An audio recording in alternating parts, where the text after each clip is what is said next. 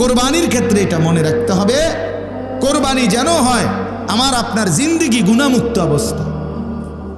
নাই তো আসমানে যাবে না, আমনের ঘরে যাবে, আমনের ঘরে গোস্ত যাবে, চুলায় রান্না হবে, সিদ্ধও হবে, রুটির লগে খাইতেও পারবেন, সবই ঠিক আছে। কিন্তু আসমানে যেতে হলে, আল্লাহর কাছে যাইতে হলে তাকওয়া লাগবে, তাকওয়া লাগবে। টাকাটা হালাল হইতে হবে, 1 টাকা হারামের টাকা, এটা দিয়া কোরবানি কবুল হয় না। এবং হারাম টাকার শরিক যে হয় তার কারণে বাকিদের কোরবানিও কবুল হয়। আপনি যদি বলেন বুঝমু কেমনে, না বুঝলাম না, হেতের লগে করেন কেন? কথা বলেন না কেন? আপনি 1.5 লাখ টাকা 3 লাখ টাকার গরু লোক দেখাইতেন গেলেন কেন? আপনার সন্দেহ হয়, আবার সামর্থ্য আপনার পুরা নাই, কম, আপনি পুরা পারতেন না 1 লাখ টাকার কোরবানি দিতেন, আপনি খাসি কোরবানি দেন। এটা তো ইবাদত, এটা তো গোস্ত খাওয়া না। কথা বুঝছেন? এই জন্য মনে রাখতে হবে, 1 টাকা হারাম টাকা, সুদের টাকা, ঘুষের টাকা, বাজারে ব্যবসা করে ওজনে কম দেয়, তো এ তো ধোঁকাবাজ, এ তো ধোঁকাবাজ। পণ্যের গুণাগুণ 2 নম্বর মালরে 1 নম্বর বলে, 3 নম্বর মালরে 1 নম্বর বলে, এ তো ধোঁকাবাজ, বাটপার। তাহলে এই বাটপারে যে টাকাটা নিল, এটি বাটপারির টাকা না? কথা বলেন না কেন? তো এ তো নাজায়েজ টাকা। এই টাকা দিয়ে কোরবানি জবাই হবে প্রাণী, গোস্ত জোরসো হইব, ভাতও খাওয়ান যাইব, রুটিও খাওয়ান যাইব, আসমানে যাবে না। কোথায় যাবে না? আসমানে যাবে না, রবের কাছে যাবে না, মালিকের কাছে যাবে না। কথা শক্ত হইল, এটাই সত্য, শক্ত। মূলত এই সূরাটার নাম হলো সূরায়ে হজ। এই মুহূর্তে হজ্জের মৌসুম, এখন হজের মাস। কোরআনুল কারীমের মধ্যে আছে, আল্লাহ তাআলা ইরশাদ করেছেন, আল হাজ্জু আশহুরুম মা'লুমাত, হজ হয়ে থাকে নির্ধারিত কয়েকটি মাসে। এই নির্ধারিত মাস বলতে নবী সাল্লাল্লাহু আলাইহি ওয়াসাল্লাম নিজে ব্যাখ্যা করে বুঝাই দিয়েছেন যে নির্ধারিত মাস হলো 3টা, শাওয়াল, জিলকদ, জিলহজ। মানে রমজানের পরপরই 3 মাস। রমজান মাস যখন শেষ হয়, ঈদের চাঁদ ওঠে, হজের মাস। এই জন্য সারা পৃথিবীর মুসলমানরা এই মুহূর্তে আল্লাহর ঘরের মেহমানদেরকে বিদায় দিচ্ছে। অর্থাৎ সারা বিশ্ব থেকে মুসলমান ইমানদাররা কম বেশি আল্লাহর ঘরের দিকে যাচ্ছে, আর অন্যান্য মুসলমানরা তাদেরকে বিদায় দিচ্ছে, দোয়া নিচ্ছে, তাদের কাছে বিভিন্ন রকমের কাকুতি আকুতি প্রকাশ করছে। তো এই হিসাবে আমাদের যারা ওলামায়ে কেরাম, বুজুর্গানে দ্বীনদের একটা আমল যে হজ্জের এই সময়টাতে বিশেষভাবে ওনারা হজ, কোরবানি এই সম্পর্কিত আলোচনা করে থাকে। ফলে আলহামদুলিল্লাহ আমরাও গত কয়েকদিন যাবৎ লাগাতার প্রতিদিন আল্লাহর বান্দাদের কাছে হজ, কোরবানি এই বিষয়গুলোর উপরে কিছু কিছু আলোচনা করার চেষ্টা করতেছি। তো আজকেও এটাকে সামনে রেখে আপনাদের সামনে এই আয়াতটা আমি পড়ছি। তাহলে এবার আসেন একটু কথা, কোরবানি আল্লাহ তাআলা আদম আলাইহিস সালাম থেকে নিয়ে এই পর্যন্ত এবং এখন থেকে নিয়ে কিয়ামত পর্যন্তের জন্য আল্লাহ তাআলা কোরবানি চালু করেছেন। হযরত আদম আলাইহিস সালামের 2 ছেলে হাবিল এবং কাবিল, এই 2 ছেলে বিবাহ নিয়ে ঝগড়া লাগছিল নিজেদের মধ্যে। এই ঝগড়ার সমাধানের জন্য আল্লাহ তাআলা তাদেরকে প্রথম কোরবানি করতে বলছিলেন। সেই থেকে কোরবানি শুরু, আজও চলছে, কিয়ামত পর্যন্ত চলবে। সুবহানাল্লাহ। সর্বযুগে, কথা খেয়াল করেন, আমি কমাইয়া কইতেছি, সর্বযুগে 1 নাম্বার মনে রাখতে হবে, কোরবানি সর্বযুগেই কবুল হবে তার নিজের মধ্যে তাকওয়া থাকবে যার। ইন্নামা ইয়াতাকাব্বালুল্লাহু মিনাল মুত্তাকিন। কোরআনে আছে হাবিল কাবিল 2 ভাই কোরবানি দেওয়ার পরে কাবিলের কোরবানি কবুল হয় নাই, কিন্তু হাবিলের কোরবানি কি হয়েছে? কবুল হয়েছে।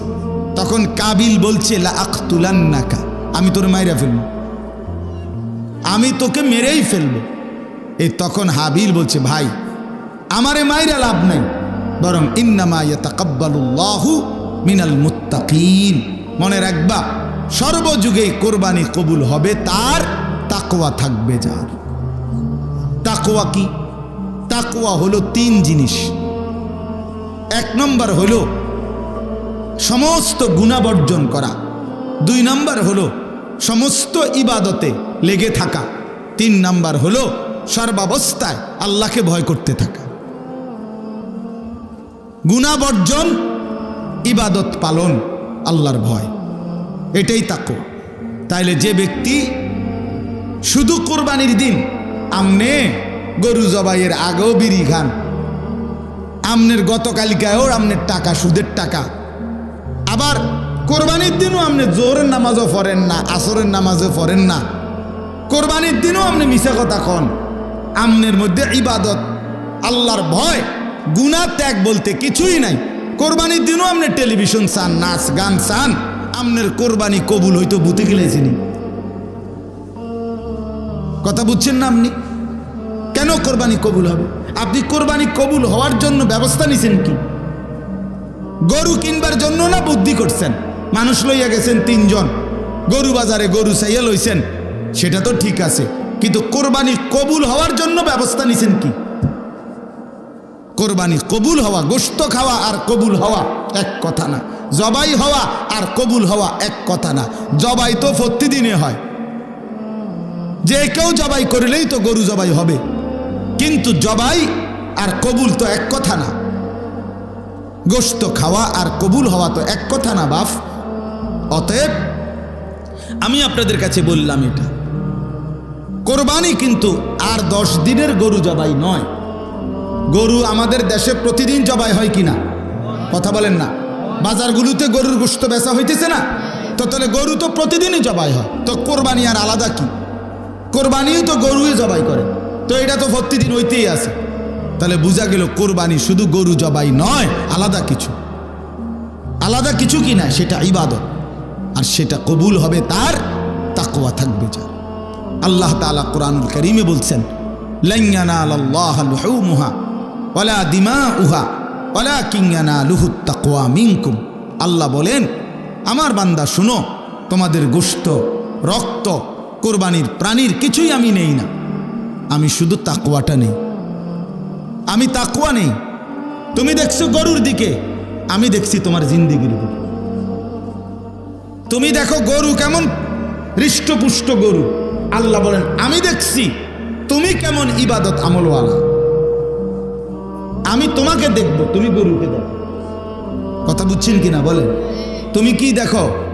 গরু দেখো। আল্লাহ বলেন আমি দেখব কি? তোমাকে। তোমাকে ইন্নাল্লাহা লা ইয়ানজুরু ইলা সুওয়ারিকুম ওয়ালা ইলা আজসামিকুম।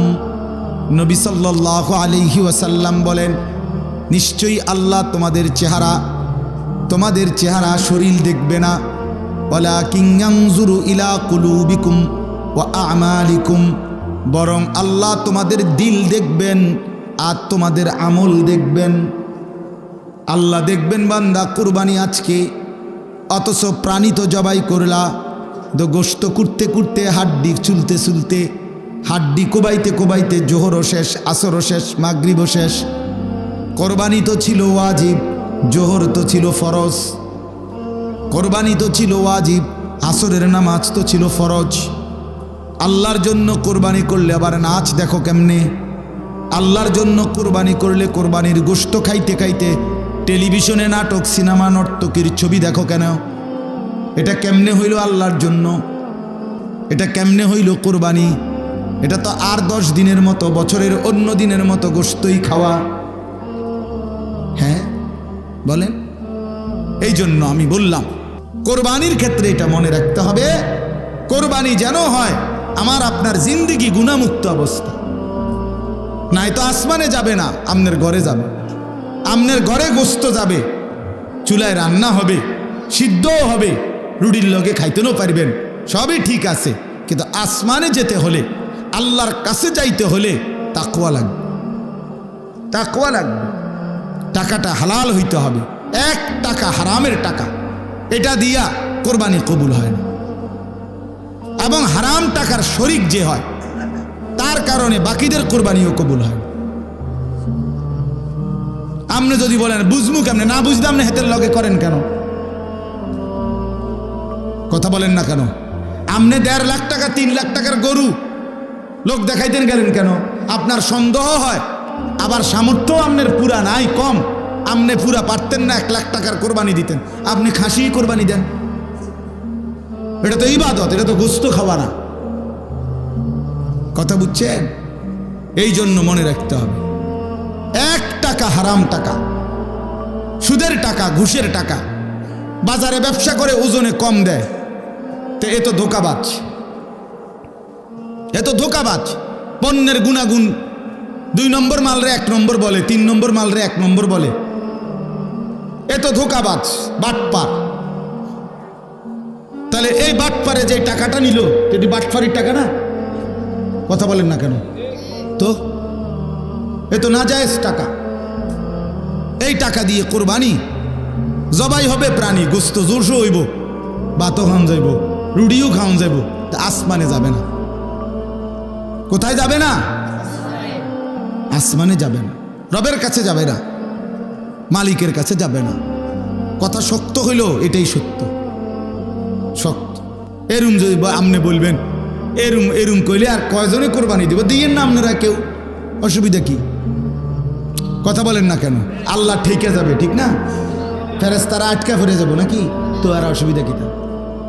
সমস্যা কি? কোরআনে আল্লাহ বলছে ওমান কাফারা ফাইন্নাল্লাহা গানিয়্যুন আনিল আলামিন।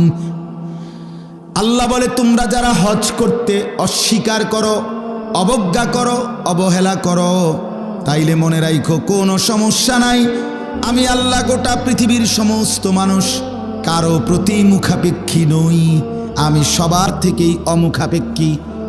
কেউ যদি আমাকে সেজদা না করে আমি আল্লাহর বড়ত্বের মধ্যে কমবে না, আবার সবাই যদি আমাকে সেজদা করে তবুও আমি আল্লাহর বড়ত্বে বাড়বে না। আল্লাহ বাড়েও না কমেও না।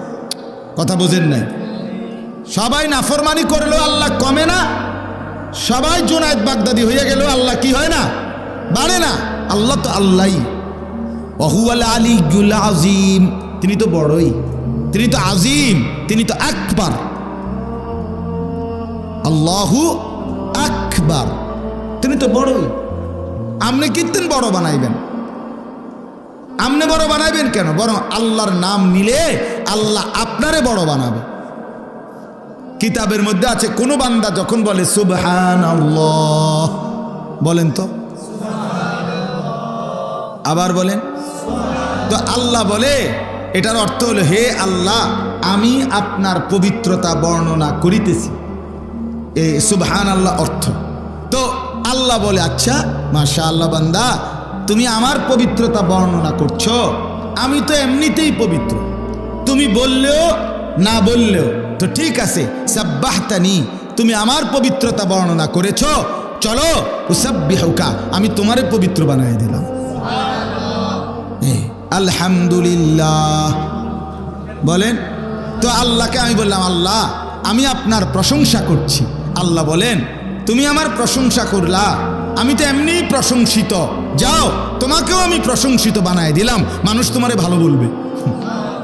জিকির করে দেখো, তোমারে দেখবা মানুষে ভালো করবে, কবো লোকটা নামাজি, লোকটা আল্লাহওয়ালা, লোকটা জিকির আজকার করে, বলবে মানে আল্লাহই জিকিরের বরকতে তোমারে কি বানাই দিবে? দামি বানাই দিবে। তাইলে আল্লাহ তাআলা বলেন তোমরা কেউ বন্দিগি না করলেও আমার সমস্যা নেই, আমার সমস্যা নেই। তাহলে আমার এই কথাটা আপনারা মনে রাখবেন, কোরবানি যেন হয় 100% হালাল টাকা থেকে, বলেন ইনশাআল্লাহ। 2 নাম্বার, কোরবানি যেন হয় গুনাহমুক্ত জীবন নিয়ে। কি নিয়ে বলেন না? গুনাহমুক্ত জীবন নিয়ে। গুনাহমুক্ত জীবন, গুনাহমুক্ত জীবন, গুনাহমুক্ত জীবন নিয়ে কোরবানি যেন হয় আল্লাহর সন্তুষ্টির জন্যে। এরপরে আসেন আরেকটা কথা, সেটা হলো হজ। আল্লাহ তাআলা বলেন প্রত্যেক জাতির জন্য আমি হজ্জের বিধান রেখেছি। এই জন্য হজ এটাও আল্লাহ তাআলার মহব্বতের ভালোবাসার সর্বোচ্চ নমুনা। সর্বোচ্চ নমুনা।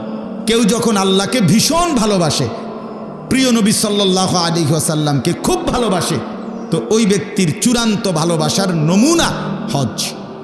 হজের মাধ্যমে আল্লাহর বান্দা আল্লাহর ভালোবাসার সর্বোচ্চ নমুনা পেশ করে যে আল্লাহ আমি নামাজ, রোজা, যাকাত, দান, সদকা, জিকির, কোরআন তেলাওয়াত, তাহাজ্জুদ, আউয়াবিন বাড়িত বইয়া পড়তে পড়তে, আদায় করতে করতে আপনার ভালোবাসা আমার এমন তীব্র হয়েছে, এখন আমি আপনারে তালাশ করবার জন্য আপনার ঘরে চলে আসছি। তা আল্লাহ তাআলা বলে ঘুরো, খুঁজো, আমারে খুঁজো, চারদিকে ঘুরো আমার ঘরের। তো বান্দা হজের মধ্যে, ওমরার মধ্যে আল্লাহর ঘরের চারদিকে ঘুরে, ঘুরতে ঘুরতে আল্লাহকে পেয়েই যায়, আল্লাহর মহব্বত পেয়েই যায়। আল্লাহ তারে এমন পবিত্র বানায়া দেয় যে রাসূলুল্লাহ সাল্লাল্লাহু আলাইহি সাল্লাম বলেন হজ শেষে একজন ইমানদার মায়ের পেট থেকে নতুন বাচ্চা যেরকম পবিত্র নিষ্পাপ হয়ে বের হলো, সে হাজী সাহেব এমন হয়েই বের হলো। বুঝছেন? এই জন্য হজ মানে আল্লাহর ভালোবাসার চূড়ান্ত নমুনা। রাসূলুল্লাহ সাল্লাল্লাহু আলাইহি সাল্লামকে যে ভালোবাসে, আপনি যদি বলেন একজন মানুষের গুণাগুণ খুব বললেন যে লোকটা এত ভালো, এত ভালো, এত ভালো, এত ভালো, এরপরে আমি আপনারে বললাম আরে আপনি যে লোকটারে এত প্রশংসা করছেন, উনি আছে তো, উনি চান্দিনায় থাকে, হ্যাঁ আমি উনারে দেখছি, কথার কথা আপনি বললেন, তো এই লোকটা কি বলবে? আরে বলেন কি, তো আমিও তো একটাবার উনারে দেখা দরকার। তো সেই ছোট্টবেলা থেকে কত লক্ষবার নবী সাল্লাল্লাহু আলাইহি ওয়াসাল্লামের নাম শুনছেন, কত হাজারবার, কতবার নবীর নামে গজল শুনছেন, নবীর জীবনী শুনছেন, নবীজির জন্য মহব্বত হয়েছে মনে। তো আপনি যখন শুনলেন ওই মদিনায় তিনি আছেন, তা আপনি যাবেন না তার কাছে? আপনি যেতে চাইবেন না? আপনার মনে চাইবে না কেন? এটা কেন মন চাইবে না? আহা মুসলমান, 3 ছেলে এবড়া বিদেশ পাঠাইছে, 3 36 লাখ টাকা খরচ করছে, এবড়া 4টা মাইয়া বিয়া দিছে, গড়ে 20 লাখ টাকা খরচ করছে, এবড়া বাইক বিল্ডিং করছে, 40 লাখ টাকা খরচ হয়েছে, এবড়া জমি কিনছে এই পর্যন্ত 30 শতক, এখানেও জমির মধ্যে 50 লাখ টাকা কিনছে, এবড়ার সব টাকার ব্যবস্থা হয়েছে জীবনে, কিন্তু 5টা লাখ টাকা আল্লাহর ঘরে যাওয়ার জন্য ওনার কপালে জুটে নেই। মুসলমান এত বড় স্বার্থপর, এত বড় নিমক খারাপ। আল্লাহর ঘরে যাওয়ার কথা বললে, হজের কথা বললে 9-6 করে, জামু যাইলে মইলি যাইতো তো মনে কয় কিচ্ছু তো নাই, ফোলা দুগা ফোলা বিদেশ ফাটাইছি, তারা যদি তাগো যদি খোদায় লোয়ায়, আল্লাহ লোয়ায়, তারা যদি ফাড়ায়, ওটা কুয়ায় কোঁতায়, এই সমস্ত বেড়াইম্মা কথা, কুমাইন্না কথা দিয়ে নিয়ে আপনি আল্লাহর ঘরে যাবেন বলে? আপনার হাতে কি গত 30 বছরে লাখ লাখ টাকার ব্যবস্থা হয় নাই? কথা বলেন না কেন? তো আল্লাহর ঘরে যাওয়ার জন্য হলো না কেন? কেন হইল না? এই জন্য বাপ, এই আমার 3 কথা শেষ, এতটুকুই আজকে কথা।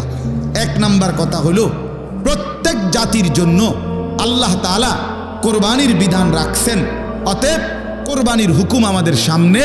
আমাদের কোরবানি যেন হালাল সম্পদ থেকে হয়, আমাদের কোরবানি যেন গুনাহমুক্ত জীবন নিয়ে হয়। 2 নাম্বার কথা হলো প্রত্যেক জাতির জন্য আল্লাহ তাআলা হজ্জের বিধান রেখেছেন। হজ এক মুমিনের স্বপ্ন, সাধনা। ওই ছেলেরা, এই এনে বসে মোবাইল টিপো কেন? বেটা ফালতু কোথাকার বেটা, তোমারে আসতে বললো কেন বেটা? তামাশা 1 সেকেন্ডের জন্য ছেড়ে দেওয়া যায় না? 10টা মিনিট আলগা হন যায় না? বইসেই শুরু করছে সদর বদর।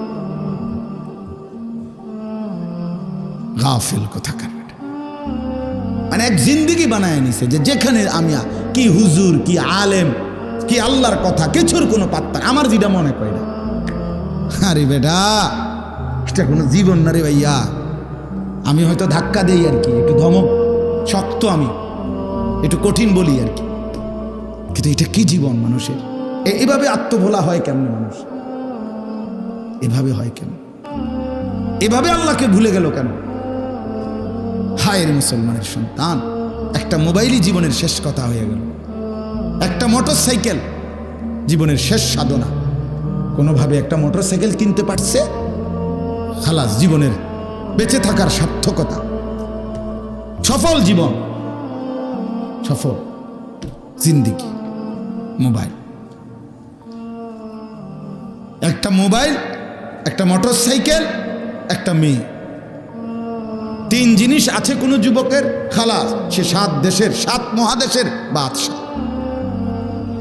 তার রং সাইকে হে পারে না ঠেঙ্গালগিরি আড়ে। একটা বড় মোবাইল আছে, একটা মোটর সাইকেল আছে, একটা মেয়ের সাথে কি আছে? সম্পর্ক আছে। খালাস, তার জীবন সুখে ভরা। হে মনে করতেছে রঙের ঘুড়ি উড়াইতে আছে। এই যে গুড্ডি ছাইরে দিছে, এবার শুধু শুতে সারে, আর কড়ে না, আর নাটাই কি করে না, রঙের গুড্ডি ছেড়ে দিছে। হ্যাঁ, আহা, হায় মুসলমান, হায় মুসলমান, হায় আমার নওজোয়ান, আল্লাহ আমাদেরকে মাফ করে দেন। চলেন বাপ, এতটুকুই বললাম। তাহলে 1-2 নাম্বার বললাম হজের কথা। মুমিনের স্বপ্ন সাধনা, যেই কোনো ইমানদার মুসলমানের দিলে আল্লাহর ঘর দেখার স্বপ্ন নাই, সাধনা নাই, চেষ্টা নাই, এটার জন্য কোশেশ করে না, এটা প্রকৃত আল্লাহকে ভালোবাসাওয়ালা বান্দা হইতে পারে না। আমরা পড়ছি কিতাবে, আল্লাহর বহু বান্দা পূর্বের জামানায় কানতেন, আল্লাহ হাজি সাহেবের গুড়ের ফোটলার মধ্যে কইরা পিঁপড়ামনের ঘরে যায়, আমি কি যাব না? আল্লাহ তারেও নিছে। আমি এইবারও দেখছি নাম ভাই, এইবারও দেখছি যে পঙ্গু, ওই যে বেয়ারিংওয়ালা, আগে যে কাঠ লাগাইয়া, যে বেয়ারিং লাগাইয়া বাচ্চারা টানতো, খেলতো, গাড়ি বানাইতো, যদি বুঝছেননি কথাটা, এরকম ছোট ছোট বেয়ারিংয়ের চাকা এটি দিয়ে টানে। এই বেয়ারিং লাগানো কাঠের একটা চাক্কাওয়ালা গাড়ির মধ্যে বৈশা, এই মানে মাটির মধ্যে ভর দিয়া দিয়া আল্লাহর বান্দা, কসম আমি দেখছি এইবার রমজানেও তাওয়াফ করতেছে। সে কেমনে গেল? সে কেমনে গেল? আল্লাহর ঘর ঘুরতেছে, অন্ধ লোক আমি দেখছি আল্লাহর ঘর তাওয়াফ করে, 1-2 না, 5-7 জন দেখছি, একটা পাও পুরা নাই এমন মানুষকেও দেখছি। আল্লাহ আমাদেরকে মাফ করে দেন। আল্লাহর ঘরের স্বপ্ন, এটা বড় স্বপ্ন। কক্সবাজার মোমেনের স্বপ্ন নয়, মক্কা মদিনা মোমেনের স্বপ্ন। আমরা এই কিতাবে পড়ছি, কত বুজুর আল্লাহর প্রিয় বান্দারা বলতেন, আল্লাহরে, আল্লাহ আমি প্রত্যেক দিন নামাজে বলি মুতাওয়াজ্জিহান ইলা জিহাতিল কাবা, আল্লাহ কাবার দিকে ফিরে নিয়ত করলাম, আর বাকি 28টা গাছ বিক্রি করে হজের টাকা মিলাইয়া আল্লাহর ঘরে গেছে।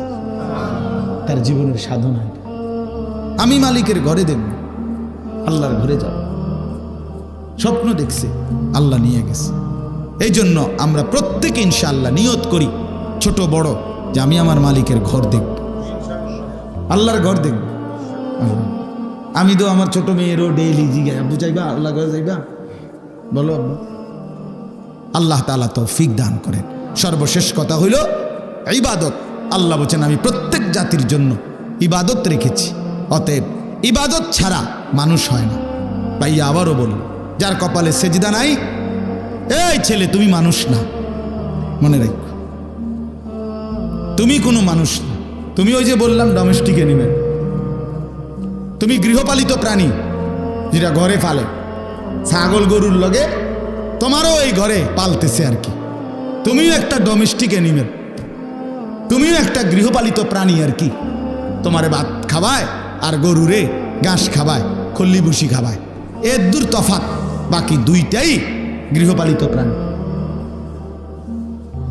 আর যদি মুসলমান হয়, মানুষ হয়, তাইলে সে নামাজ পড়বে, সে বন্দিগি করবে।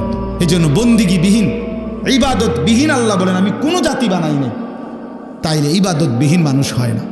আল্লাহ তাআলা আমাদের প্রত্যেককে আল্লাহর জন্য নিজেদের জীবন সুন্দর করে ইবাদত করার তৌফিক দান করেন।